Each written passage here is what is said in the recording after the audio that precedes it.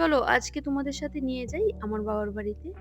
তো প্রত্যেক বছর শ্রাবণ মাসের সংক্রান্তিতে আমাদের বাড়িতে মানে আমার বাবার বাড়িতে হয় মনসা পুজো। তো মনসা পুজোতে এবছর যাওয়ার আমার সৌভাগ্য হলো। প্রত্যেক বছর যেতে পারি না বিভিন্ন কাজের জন্য। তো ভাই থাকে অন্যান্য বছর, এবছর তো ভাই আসতে পারেনি। তো আমি মা বাবার কাছে চলে গেলাম, কারণ বাবা মা একা একদম, ওদের একটু হেল্প হয়।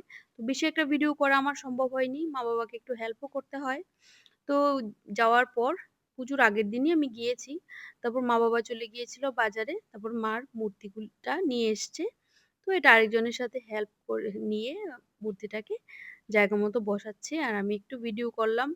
কেন কি ইচ্ছে ছিল এই ভিডিওটা করে রাখার জন্য, কারণ এই বাড়িটাতে জানি না এই বছরই লাস্ট পুজো হবে। তারপর থেকে এই বাড়িতে আর এই পুজোটা হবে না, মানে আরেকটা বাড়িতে হবে পুজো।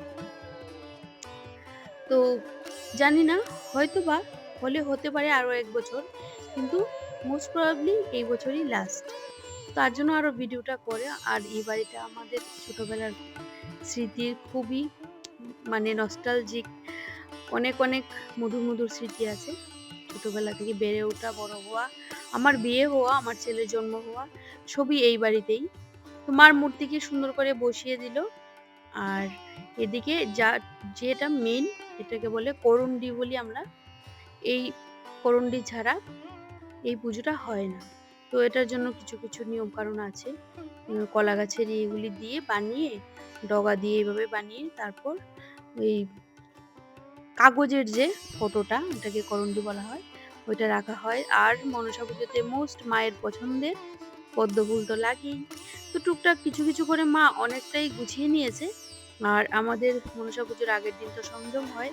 তো এদিন ছিল পুরোপুরি নিরামিষ, আর খুবই দৌড়ঝাঁপ করে মা আর আমি মিলে করলাম।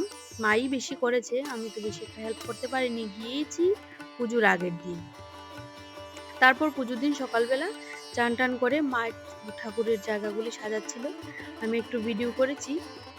কি কি লাগে এদিকে বড়িতকি, তিল, দূর্বা সব কিছু মা একদম সুন্দর করে সাজিয়ে নিয়েছে। আর আমাদের এই বাড়িতে প্রচুর প্রচুর ফুলের গাছ আছে, এত ফুল ফুটে কি বলবো, মানে ২-৩টে পুজো হয়ে যাবে এরকম ফুল ফুটে। তো সকাল সকাল ফুল টুল তুলে একদম গুছিয়ে নেওয়া হয়েছে। এদিকে পুজোর জায়গাটাকেও নৈবেদ্য দিয়ে সুন্দর করে সাজানো কমপ্লিট।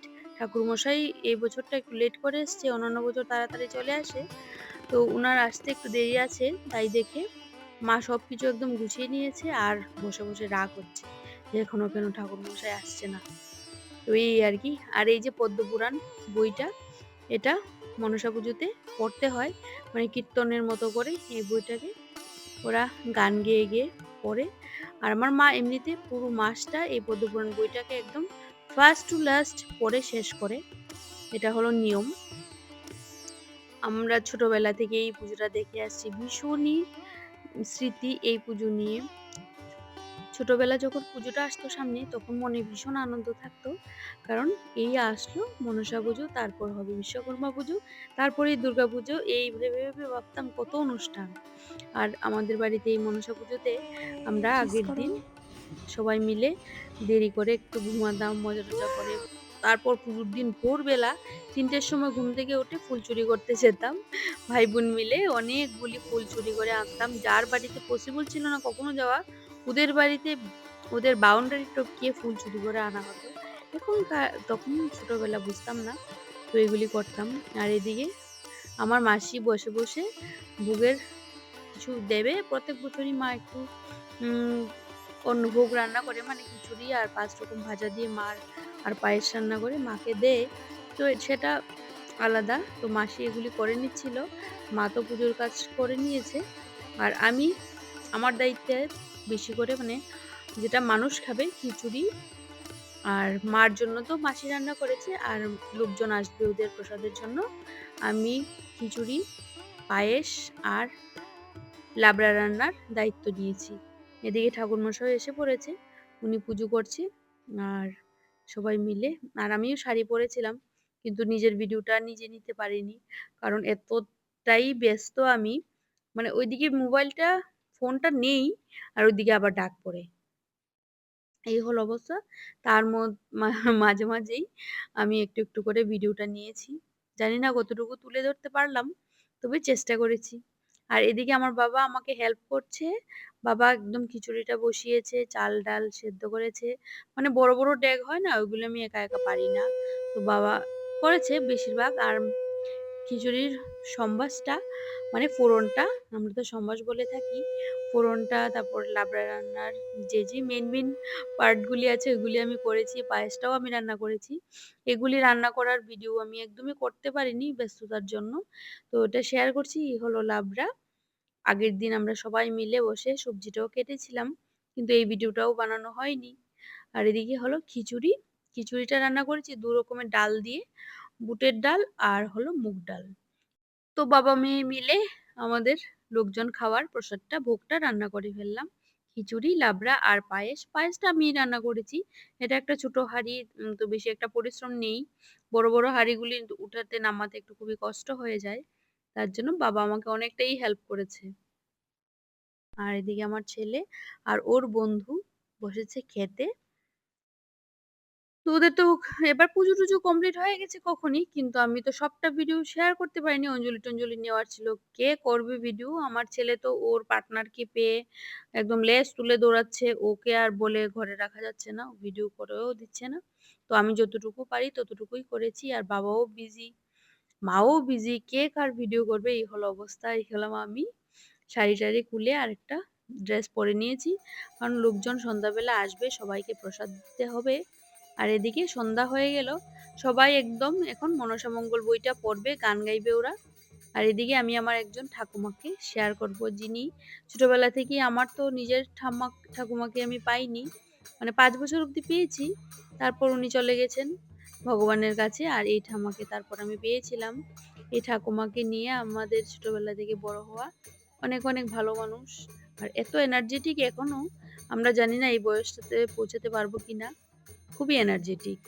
তো ওই ঠাকুমাকে দেখে মনটা হয়ে যায়, ছোটবেলার কথা মনে পড়ে।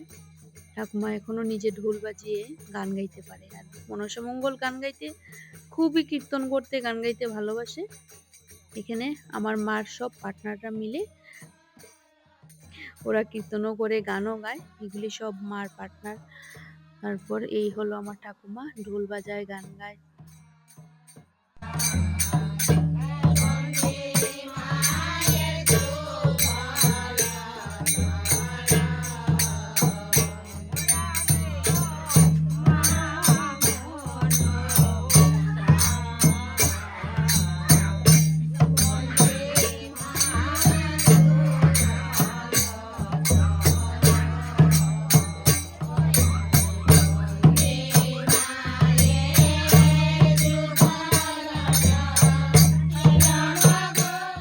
তো পরের দিন মাকে যাত্রা করবে, তার জন্য, কারণ পুরোপুরি লোকজনকে খাওয়ানোর ভিডিও-টিডিও কিছুই আমি করতে পারিনি।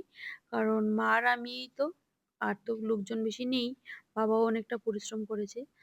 তো পরের দিন যাত্রা করার সময় আমাদের পাশের বাড়ির কাকিমুনি, তারপর আমার ছেলের বন্ধু, মানে ও এসেছিল, ওকে নিয়ে, সবাইকে নিয়ে হেল্প করে, ওদেরকে দিয়ে মাকে যাত্রা করে মার বিসর্জন করা হবে।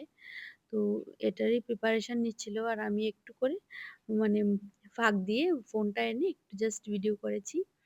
আর ওইখানে সবকিছু নিয়ে তারপর মূর্তি নিয়ে চলে যাবে মাকে। আবার আসবে পরের বছর মা। তো এই বলে আমি এই ভিডিওটা শেষ করছি। তারপর ২ দিন পরে চলে গেলাম নিজের সংসারে ফিরে। এই হলো আমার বাবার বাড়ির ৩-৪ দিনের ঘুরানোর ভিডিও। কেমন লাগলো তোমরা জানাবে। আজকের মতো ভিডিওটা এখানেই শেষ করছি। Tata, bye bye.